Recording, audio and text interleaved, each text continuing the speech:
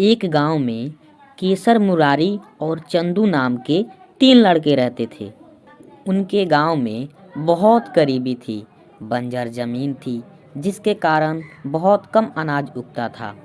केशव के पास खुद की जमीन भी नहीं थी, इसीलिए कभी-कभी खाने के लाले पड़ जाते थे। एक दिन केशव जब खाना खाने बैठा, तो उसकी माँ ने उसे खाली रोटी और प्याज दिया। ये क्या माँ, आज कोई सब्जी नहीं बनाई? बेटा, आज घर में कोई सब्जी नहीं है। आटा भी मैं अनारकली मौसी से मांग कर लाई हूँ। तुम मुरारी और चंदू के साथ घूमना बंद कर दो। उनकी जमीन है, वो खाली घूमेंगे तो भी उन्हें खाने को मिलता रहेगा, लेकिन तुम ऐसे घूमोगे तो रोटी भी नहीं मिल पाएगी। पहले अपनी रोजी रोटी, फिर दोस्ती। सेठ जी के यहाँ जाकर मजदूरी कराओ, कुछ पैसे तो मिल ही जाएंगे। माँ, सेठ अच्छा आदमी नहीं है, मेहनत खूब जम के करवाता है और पैसे बहुत कम देता है। मेरे दोस्त उनसे ज्यादा अच्छे हैं। बेटा, अगर तुझे अपनी आर्थिक स्थिति सुधारनी है तो कुछ तो करना ही पड़ेगा। दोस्तों के सहारे जीवन नहीं कटेगा। केशव अपने दोस्त मुरारी और चंदू के पास गया। अरे कहाँ था यार तू? चल नौटंकी देखने चलते हैं। मुझे कुछ पैसों की जरूरत है। क्या तुम दोनों मुझे 10-10 हजार रुपए दे सकते हो? यार 100-200 रुपए की जरूरत है तो हमें बता दे, हम अभी दे देंगे, लेकिन 10,000 तो पिताजी से मांगने पड़ेंगे। तो ठीक है, पिताजी से मांग कर ले आओ। मुरारी और चंदू अपने अपने घर गए, लेकिन खाली हाथ लौट आए। यार मेरे पिताजी ने पैसे देने से मना कर दिया, और मेरे पिताजी ने भी। माँ ठीक कहती थी, दोस्ती बेकार है। केशव नाराज होकर वहां से चला जाता है। केशव कहाँ जा रहा है? हमारी बात तो सुन।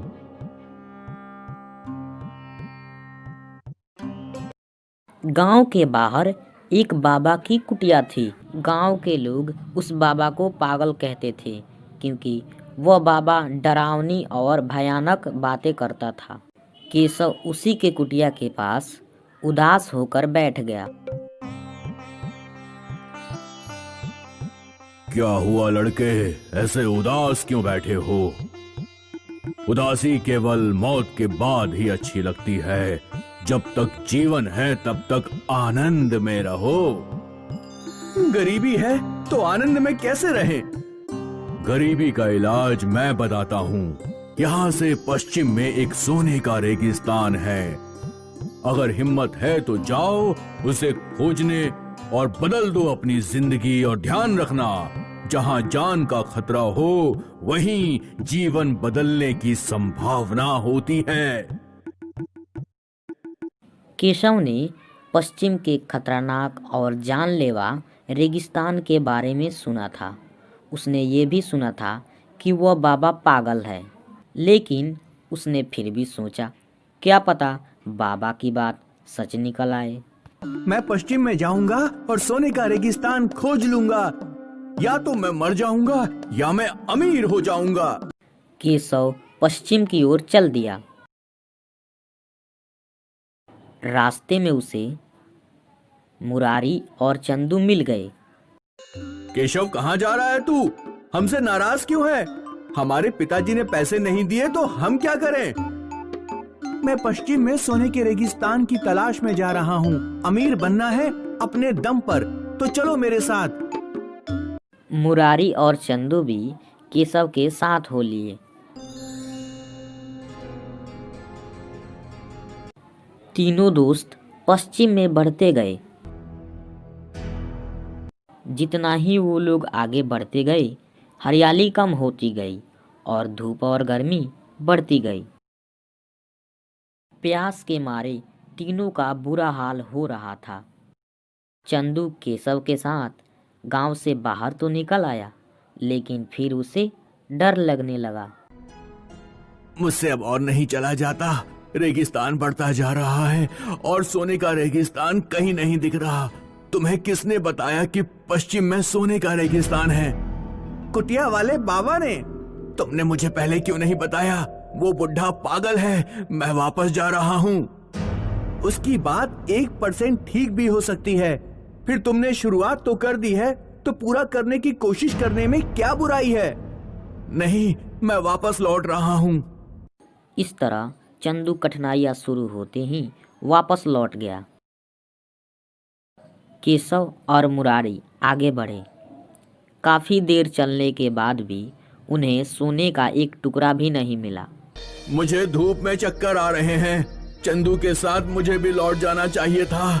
यहाँ तो सिर्फ रेत ही रेत है।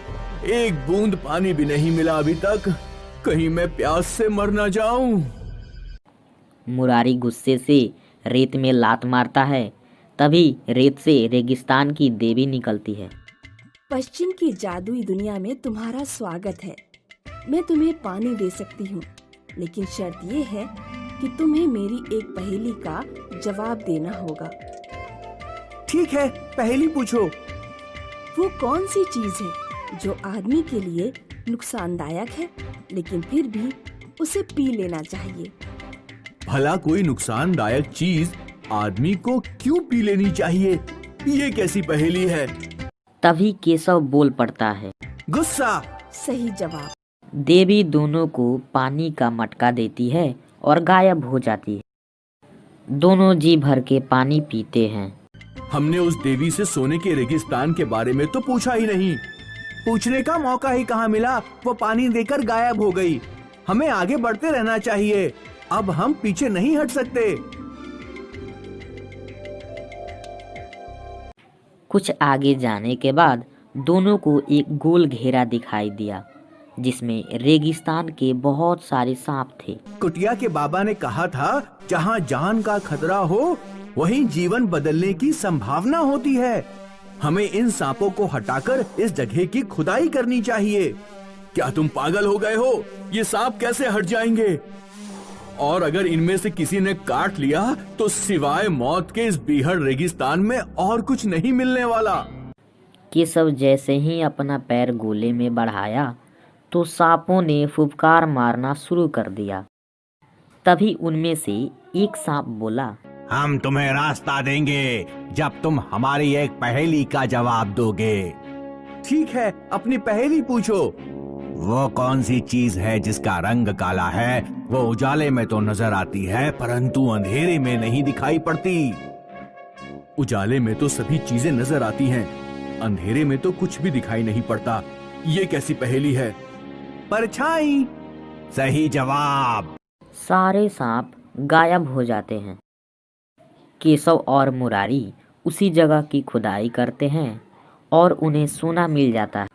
वो ढेर सारा सोना लेकर अपने गांव लौट जाते हैं।